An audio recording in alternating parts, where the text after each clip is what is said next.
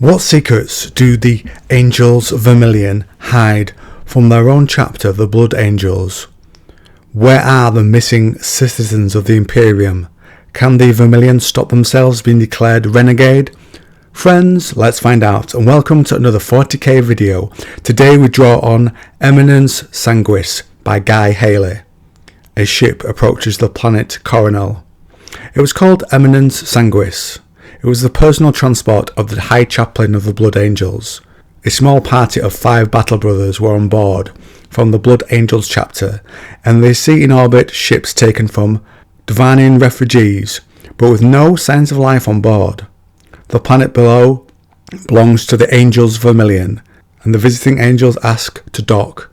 This request is denied, and then the High Chaplain ship was targeted, and at this moment they were joined, those on board the ship, by the High Chaplain Herion himself, who says to tell the Angels Vermillion that Herion and those with him are on official chapter business and will not be denied. He wants to know, as ordered by the Imperial Navy Sector Command, why the transports are in orbit and what has happened to the citizens on board. And he says that to not let him and the others land might have the consequence of this chapter being declared renegade. And that gets their attention, and Herion and those with him are allowed to anchor, but not dock. The High Chaplain only is allowed to reach the surface.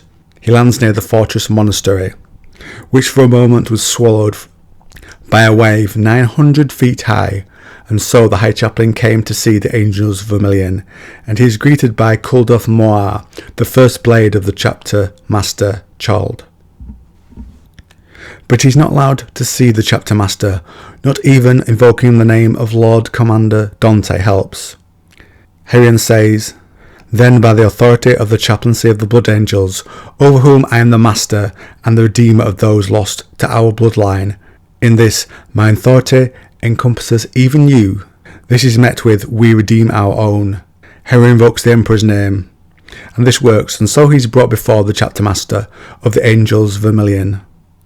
As he moves towards meeting the chapter master, he notices that statues are covered up as he passes them by, even one of Sanguinius, which would normally be displayed proudly. And when he's let in to speak to the chapter master, there is no one else there, just other members of the Vermillion. And when he asks why, the angels say they are changing their thralls, and that this is an important time. The sorrowing more explained as he emerged. Herion for a moment battles with his impatience, and when he has settled it, the chapter master Chald arrives. He's annoyed of the arrival time of the High Chaplain, who responds with, "The Inquisition is growing suspicious." Chald says they will return the fleet to the Imperial Navy, as they no longer have need of them. The refugees are not mentioned, but the chaplain is told he'll be showed what happened, their preparations for the sorrowing, as the chapter master puts it. And there things are revealed to him. He sees figures in translucent plastic sacks hung from rails. Small datapad wired into their chests winked in the ruddy gloom. Soft seals in the body sacks allowed in-tubes to penetrate the dormant figures at the wrists, neck and thighs, taking blood to containers hanging beneath their feet.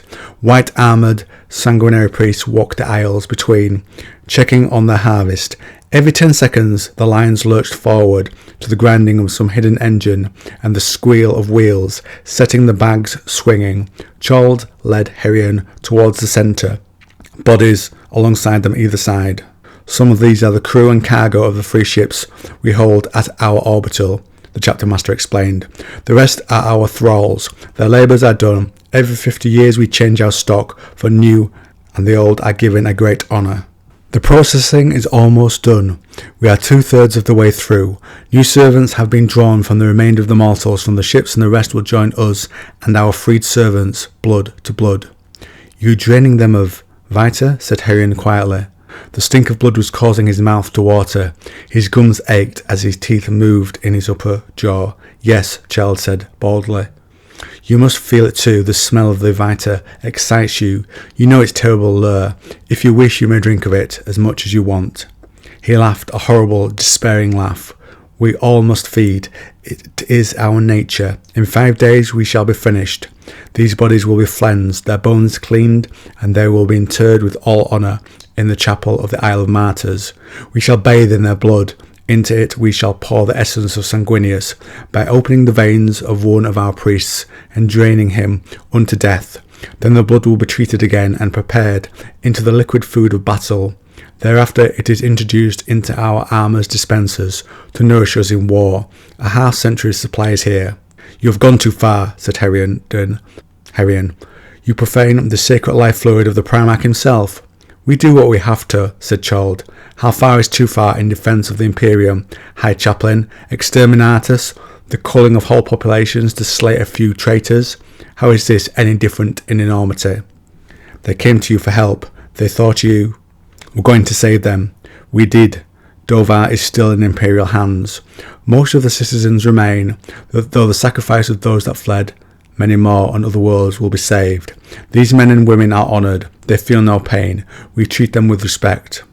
They continued on down the intermittently jerking line, coming to a deep shaft running up the centre of the blood spike. There a dozen production lines came to an end. The bodies were upended by an automatic process and then shaken hard to release the last few drops of vita. Bare-chested men with naval tattoos unhooked the bags and yanked out the draining tubes from the limbs of the dead. The blood was carefully collected and the bodies tossed into wheeled bins, which were pushed out of the hall by other thralls. We discovered early that by feeding the thirst we can control it, said Chald. We kept ourselves apart, for shame, thinking ourselves afflicted alone.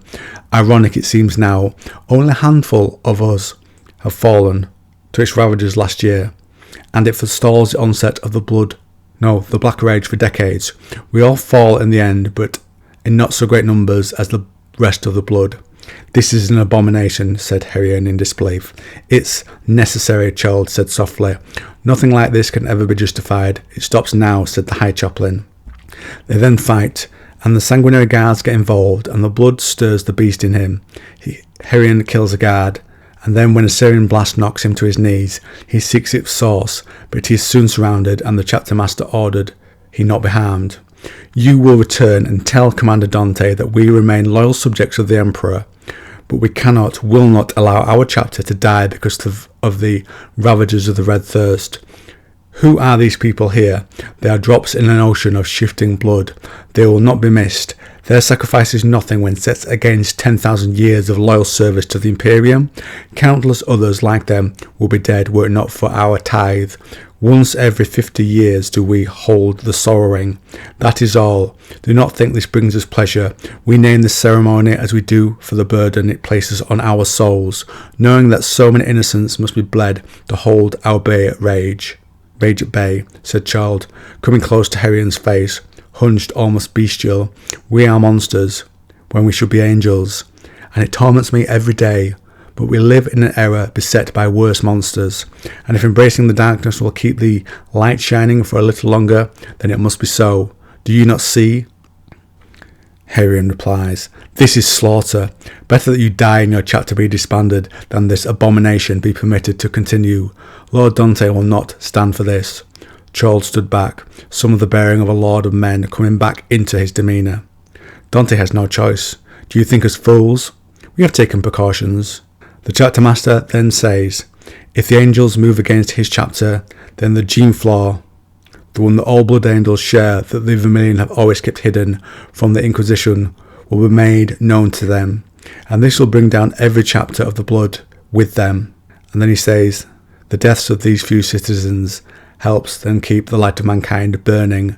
And so the chapter master looks into the eyes of the High Chaplain and sees acceptance. So the chaplain is allowed to go.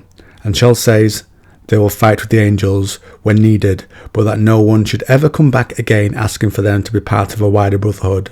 And when he gets back to the Thunderhawk, the High Chaplain explains that the ships will be returned, and Dante only will hear of the fate of the rest. And on that note, friends, we wrap up the video, and I turn things to you. Do you agree with the logic of the Vermillion? Are the other chapters of Angels really taking less than them over the same period of time? I think that's a really interesting question to consider. Is it just disgusting to the High Chaplain because it's all done in one moment, or is it because they're refugees, which does make it more questionable? But bag for blood to bag for blood, a bag of blood, do say those who work under Dante, angel to angel, consuming less over that time? That'd be a very interesting question, but it does seem to have some affection, seem to have some effect at stopping some of the issues that the blood angels have. Anyway, comment down below. I'll wrap up the video there.